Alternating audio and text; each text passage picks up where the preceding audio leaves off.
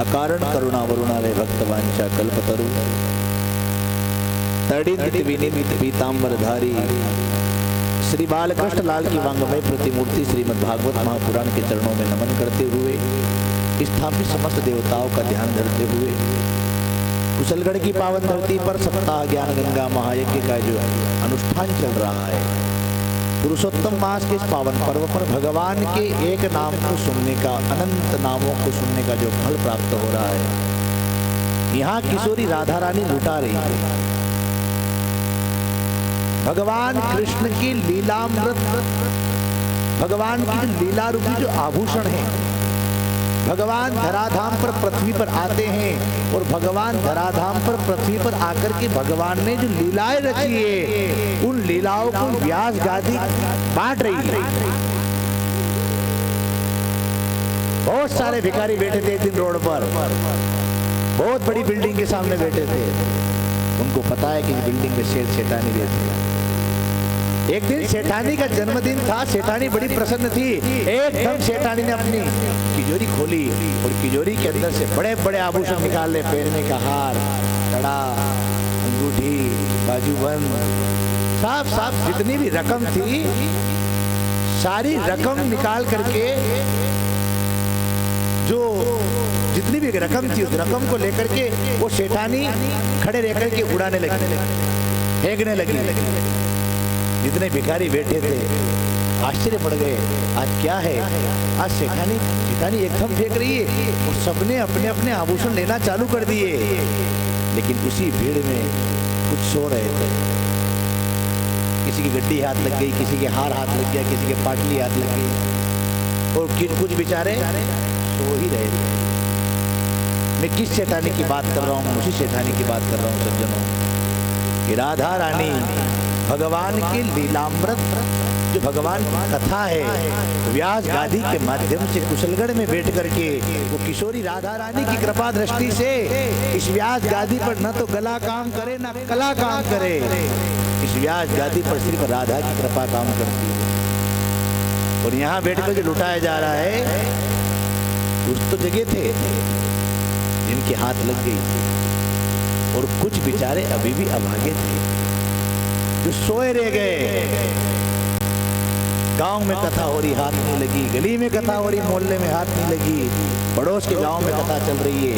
और कथा कोई साधारण नहीं, स्वयं कल्प वृक्ष के समान फल देने वाली पुरुषोत्तम मास के पावन पर्व पर जो साल भर कथा सुनो, एक कथा का एक बार फल मिलता होगा, नाम का जो फल की महिमा होगी, लेकिन पुरुषोत्तम मास में तो वर्णन है कि जितनी बार कथा सुनोगे उसका अनंत गुना फल है।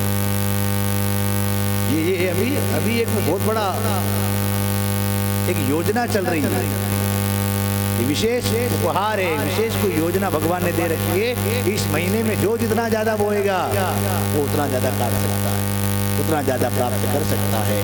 इसलिए सज्जनों, इस संसार में आए हैं। मैंने कई पुराने मंदिरों के ऊपर बहुत अच्छी लाइन लिखी पड़ी थी। मेरे गांव के मंदिर में आज भी वो लाइन है, वहाँ लिखा था, ए रात गवाई सोय के दिवस गवायो खाए, अरे हीरा जन्म अनमोल है कोड़ी हाटे जाए। रात तो खाली सोने में जा रही है, दिन खाली कमाने और खाने में जा रहा है। लेकिन ये विचार करें कि 84 लाख योनियों में, 84 लाख योनियों के अंदर ये मानव तन ऐसा है जो पांडाल में बैठकर कथा सुन सकता है।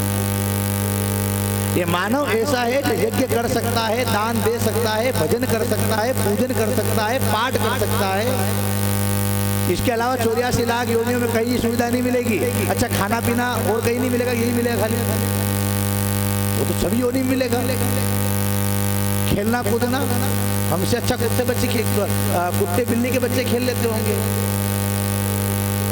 खेलना कूदना, सोना, भोग करना, आहार निद्रा भयमेथु नमच, आहार मानव भी करता है, आहार पशु भी करता है। मैथुन संसार में बच्चे पैदा करने का काम मानव भी करता है तो पशु भी करता है। डर मानव को लगता है तो पशु को भी लगता है। निद्रा मानव को आती है तो पशु को भी आती है। फिर मानव और पशु में अंतर ही क्या है? ये चार काम मानव भी कर रहा है और ये चार काम पशु भी कर रहा है। तो हम में और पशुओं में भी बचा क्या है? हाँ महाराज, हम कथा सुन सकते हैं, हम दान दे सकते हैं, हम हवन कर सकते हैं, हम अभिषेक कर सकते हैं। और ये जब तक चल रहा है तब तक क्या है? ये मानव का परम धर्म है। 84 लाख योनियों में ये 2 घंटे की डील है। मानव तन जो है, कर्फ्यू लगता है ना, कर्फ्यू धारा 144 लागू। कलेक्टर ने कह दिया बिल्कुल दिखे कि डंडा मारना है, किसी को नहीं छोड़ना है। और किसी योनि में बनकर आओगे, जहां दिखोगे वहीं मारा जाओगे। बिच्छू बनकर आए तो वहीं चिपका दे जाओगे जहां दिखे। नेवला बनकर आओ, सांप बनकर के आओ, चींटी मकोड़ा बनकर आओ, कोई डरेगा? जो जहां दिखा वहीं मार देगा। लेकिन कलेक्टर को जब दया आ जाए कि बेचारे 5 दिन से घर में कैद है, घर में आटा दाल चावल है कि नहीं है, एक काम करो, माहौल थोड़ा ठंडा है, 2 घंटे की डील दे दो। 2 घंटे में जिसको जो सामान खरीदना लाना है फटाफट सामान ले लो। 4 बजे से फिर वापस कर्फ्यू लागू होगा। 2 घंटे की डील में जिन जिन लोगों ने जो जो काम करना था वो काम कर लिया। 2 घंटे के बाद वापस वही 44 लागू। वहां 44 है, वहां 84। कितना सा अंतर है? यहाँ सरकार के कानून में 44 लगती होगी, वहां 84 लगती है। 84 योनियां। इस मानव तन में 2 घंटे में आप घूमो, वही पुलिस वाले चौराहे पे खड़े, लेकिन आपको मारेंगे नहीं। क्या आदेश खुला है? ऐसे मानव तन में आप कुछ भी करो, ना कोई रोकने वाला है ना कुछ टोकने वाला है। बाकी इसके अलावा और जो योनियां हैं उसमें सिर्फ दंड ही दंड भोगना है। इसलिए सज्जनों, ऐसा मौका छोड़ना नहीं चाहिए। इसीलिए तो महाराज संत महानुभाव कहते हैं, बिंदु जी महाराज कहते हैं कि उठे जाग मुसाफिर भोर भई, अब रे न कहाँ जो सोवत है। उठे जाग मुसाफिर भोर भई, अब रे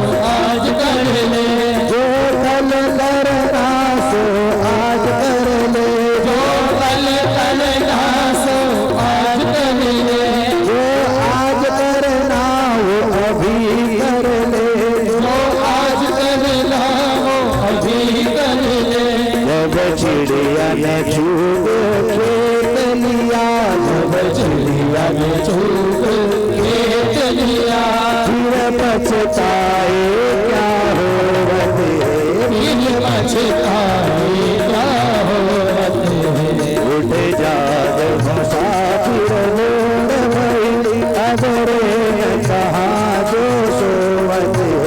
उठ जाग मुसाफिर मोड़ भई, अबरे कहाँ जो सोवत है। उठ जाग मुसाफिर मोड़ भई, अबरे कहाँ जो सोवत है। उठ जाग मुसाफिर मोड़ भई, अबरे कहाँ जो सोवत है। उठ जाग मुसाफिर मोड़ भई, अबरे कहाँ जो सोवत है। अबरे कहाँ जो सोवत है, अबरे कहाँ जो सोवत है।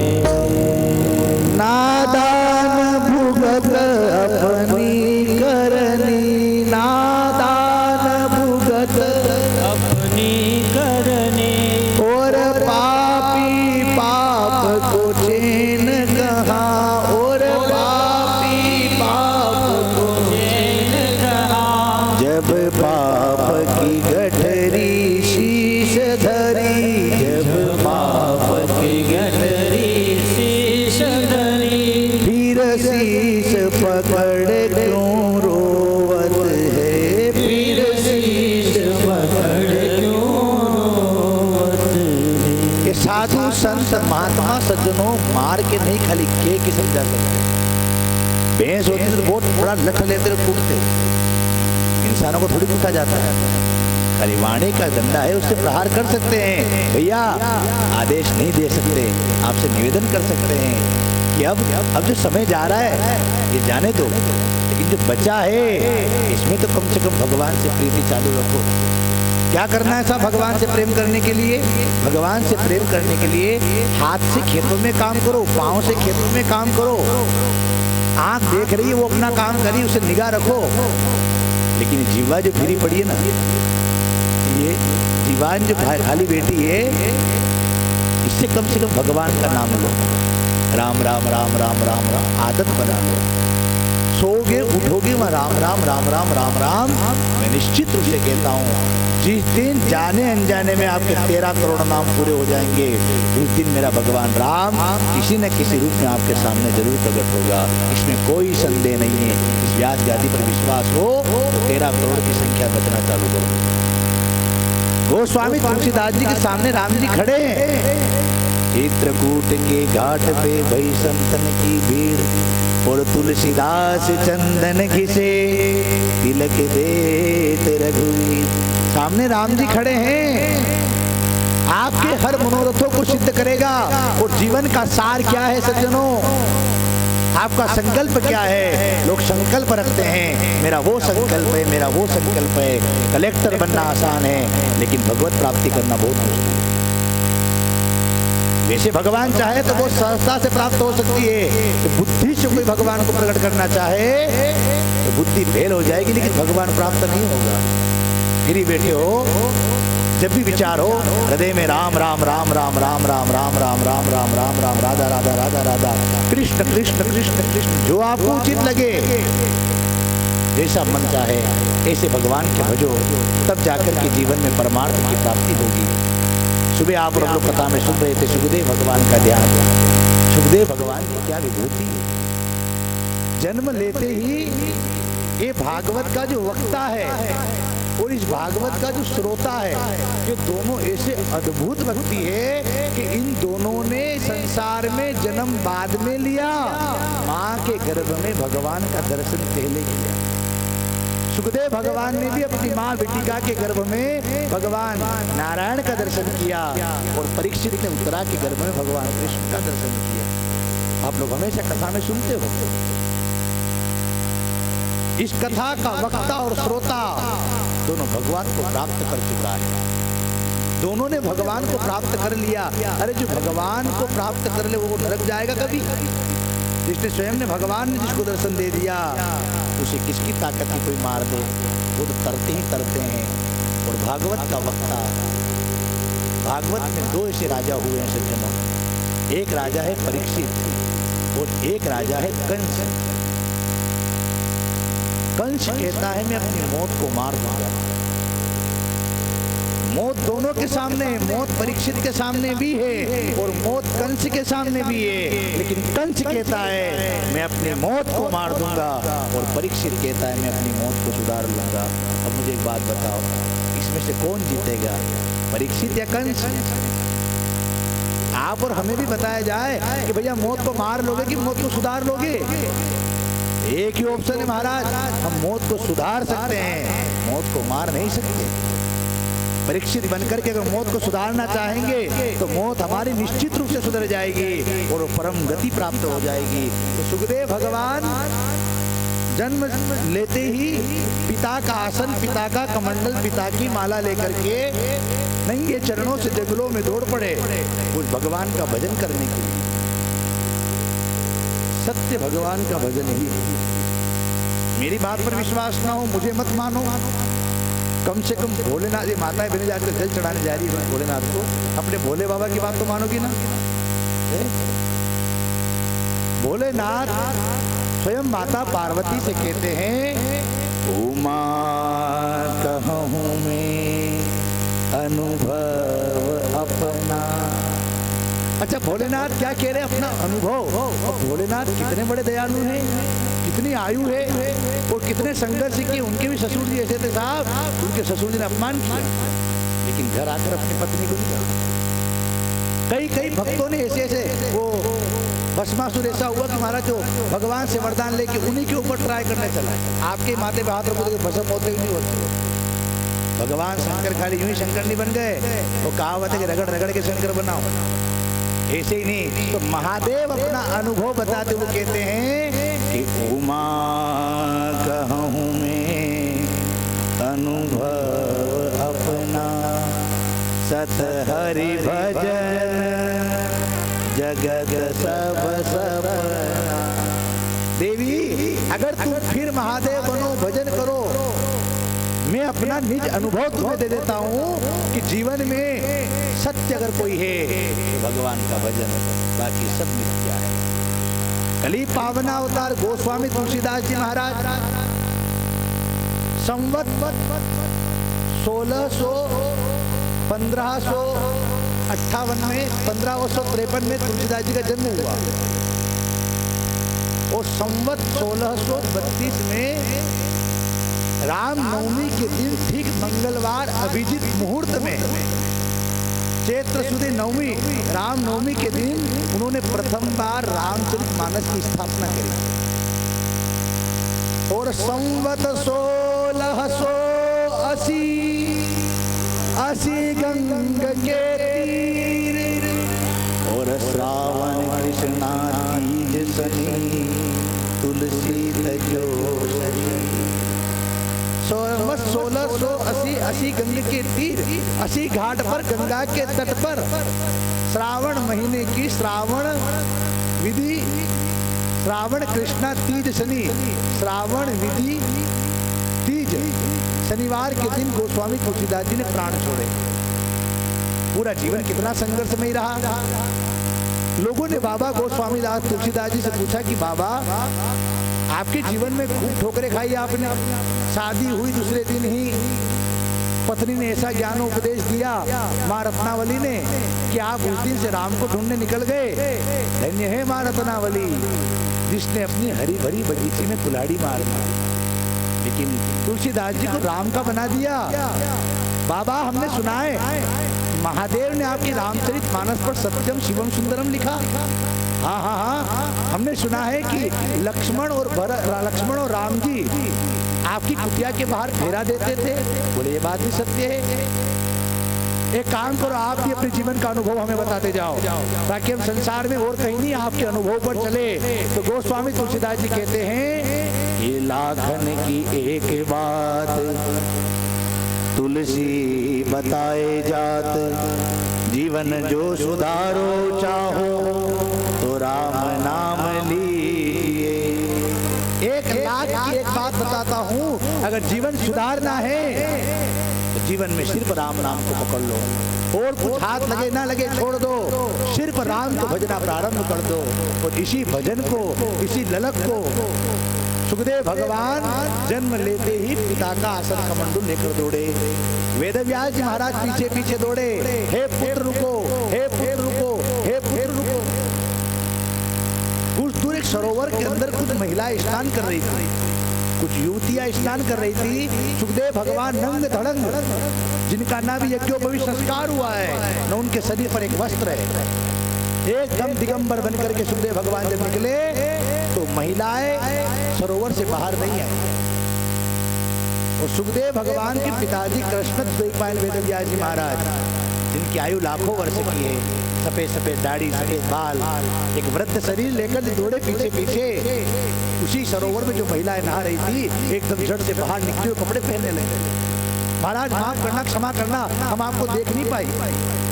तो वेदव्यास जी ने कहा, देवियों अभी अभी मेरा 16 वर्षीय जवान बालक सुखदेव निकला, आप में से किसी ने कपड़े नहीं पहने, आप ऐसे ही नहा रही, और मैं तुम्हारे दादाजी के समान, और मुझे देखकर के आप एकदम कपड़े समेट रही हो, कपड़े बदल रही हो। उन गोपियों ने जवाब दिया, युवतियों ने जवाब दिया, महाराज आपका बेटा जो सुखदेव है ना, वो काम, क्रोध, मोह, लोभ सबसे परे है। सुखदेव भगवान को ये भी नहीं पता कि स्त्री और पुरुष के भेद क्या है। सुखदेव भगवान सिर्फ आत्मा और परमात्मा का मिलन जानते हैं, वो इन विषयों पर नहीं। और महाराज आप तो संसारी हैं, आप स्त्री पुरुष के भेद को जानते हैं, इसलिए हमने आपके बेटे पर सुखदेव का लाज नहीं करी और आपकी लाज सहन करनी पड़ रही है। वेदव्यास जी महाराज ने कहा, वाकई मेरा बेटा कोई साधारण बेटा नहीं है। और दौड़े आगे गए। सुखदेव भगवान तो वृक्षों में विलीन हो गए। वृक्षों ने कहा, किसे ढूंढ रहे हो? कौन सुखदेव? कौन तुम्हारा बेटा? महाराज कई बार तुम इसके बेटा और वो तुम्हारा बेटा बन चुका है, आप जाइए भगवत भजन करिए। जीवन में वो सुखदेव भगवान इस भागवत के वक्ता है। इस ग्रंथ को किसने गाया? एक प्रमाणित आदमी। अच्छा, ईमानदार आदमी किसी चीज को हाथ लगा दे, सज्जन व्यक्ति, सफल व्यक्ति हाथ लगा दे, लोग विश्वास कर लेते हैं।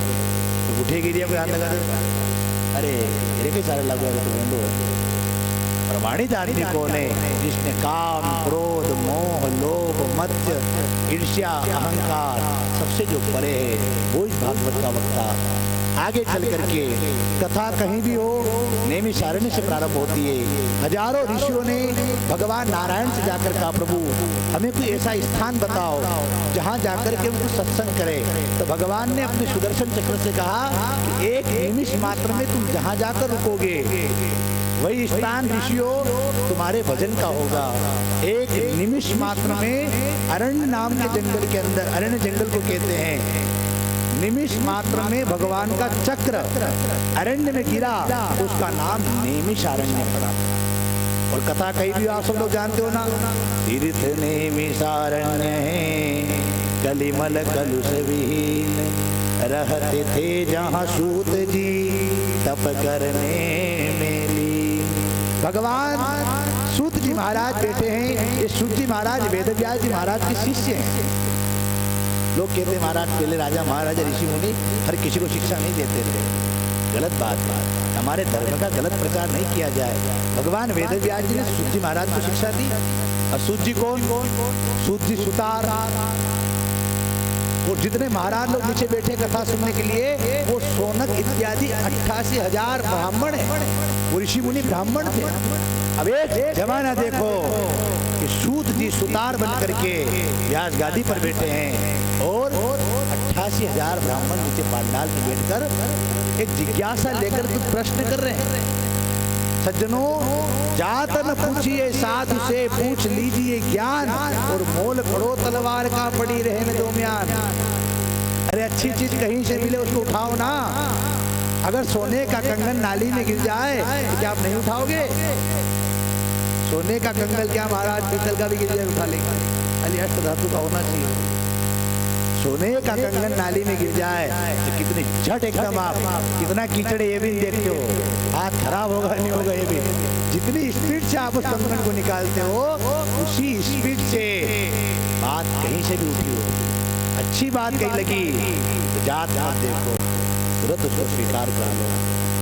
सुखदेव भगवान सूत महाराज ऋषियों से कहते हैं कि ऋषियों, आज शौनकादिक ऋषियों ने प्रश्न किया, महाराज भगवान की प्राप्ति कैसे होगी, मानव का परम धर्म क्या है, कुछ प्रश्नों को पूछा। तो सूत महाराज कहते हैं कि जीवन में हर क्षण जो भगवान को भजता है, भगवत प्राप्ति उसी को होगी। आप और हम लोग सुरक्षित है, आप और हम लोग सुरक्षित है, बीमारी शरीर में कुछ भी नहीं है, बिल्कुल टनाटन एक नंबर। वो भी खबर आई थी ना, कहाँ का डॉक्टर गांधी गुजरात में, वो खुद इतना सावधान रहता था, लेकिन पता ही नहीं चला कब 10 सेकंड में प्राण निकाल। पर इतना अपने ऊपर इतना ध्यान रखने वाला हमारे देश के अंदर से कई कई लोग हुए जो अपने साथ के डॉक्टर रखते थे उनके इलाज के लिए, वो बताते, वो खाते, वो कहते, वो करते, लेकिन अंत में क्या हुआ, तो मौत नहीं पाया। आप और हम लोग कहते हैं हाँ साहब, सब प्रकार की सुविधा हमारे पास है, काल व्याल मुखग्रास रास निर्णास हेतवे श्रीमद् भागवतम शास्त्रम कलो कीरेण भासितम। हम लोग, एक चिड़िया है, वो चिड़िया अजगर के मुख में बैठी है, अब वो चिड़िया नाच रही है, गा रही है, हंस रही है, रो रही है, आनंद ले रही है, वो चिड़िया के लिए मैं सुरक्षित हूँ। सुखदेव भगवान कहते नहीं, ये चिड़िया कब तक सुरक्षित है, जब तक कि अजगर का मुंह खुला। जिस दिन अजगर ने चाह लिया मुंह बंद करना, उस दिन क्या चिड़िया सुरक्षित रह पाएगी। आप और हम लोग भी चिड़िया हैं, हमारा काल रूपी अजगर ने जब तक मुंह खोल रखा है, तब तक हम नाच रहे, गा रहे, खेल रहे, कूद रहे, सब आनंद ले रहे हैं। और जिस दिन इस काल ने मुंह बंद किया, लोग अबार तो हाउस बेटा, तो मुझको 5 मिनट पहला मलिन क्यों आना, अबार 2 सेकंड पहला तो बहुत बढ़िया थे, देखो हाँ कर लिया अजगर ने मुंह बंद। ये काल जो है, इस काल ने मुंह बंद कर लिया, और जिस दिन काल मुंह बंद कर ले, उस दिन क्या होना है, उस दिन राम का नाम भी सत्य है। लेकिन संसार की आदत है, वो मरने के बाद ही राम के नाम को सत्य मानता है। जीते जी के जाएंगे तो घर मांडो बैठो, बढ़िया शादी का माहौल हो, लाड़ा घोड़ी पे बैठा हो, बढ़िया शानदार बाजे बजरे, लोग नोट उवार रहे, ऐसा जाएंगे दो राम नाम सत्य है, तो क्या होगा। ये हमारी साइकोलॉजी बन गई है, हमारी मानसिकता इतनी गंदी हो गई कि हम लोग वहाँ जूता निकाल खाली उसको मारेंगे बाप रे। यहाँ क्यों बोला तू राम नाम सत्य है? अच्छा मुझे बताओ, क्या राम नाम असत्य है? राम का नाम शमशान में बोलो या मंदिर में बोलो, राम का नाम कथा में बोलो या विवाह में बोलो, राम का नाम हमेशा सत्य है, लेकिन संसार इसे स्वीकार कभी नहीं करता है।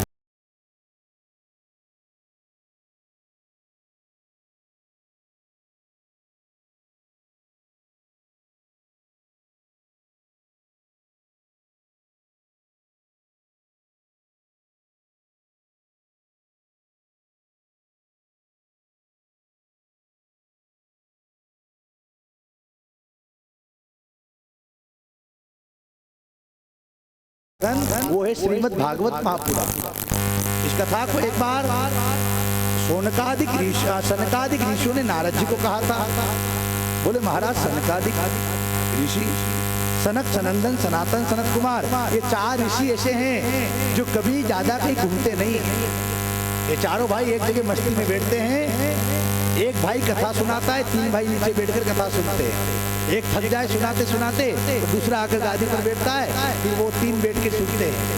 ऐसे चारों भाई हजारों युगों से खाली कथा सुनते हैं, घूमते नहीं है। कभी मन आ जाए वैकुंठ आने का तो भगवान का दर्शन कर ले। और नारद जी महाराज ये कभी कहीं ठहरते नहीं है, ये एक जगह बैठकर कथा कैसे सुन ली इनने। तो सूत जी महाराज सनकादिक ऋषियों से कहते हैं कि एक बार की बात है, एकदा हि विशालायां चत्वार ऋषियो मला सतसंगार्थ समायास तत्र सुस्तत्र नारदम। सज्जनों, एक बार नारद जी महाराज बद्री विशाल जा रहे थे, और बद्री विशाल जाते जाते जाते जाते नारद जी को सामने 4 सनत कुमार दिखे। कभी घर से निकलो और महात्मा दिख जाए, ये मत कहना कि यात्रा शगुन है। आज यात्रा का बहुत बड़ा शगुन है।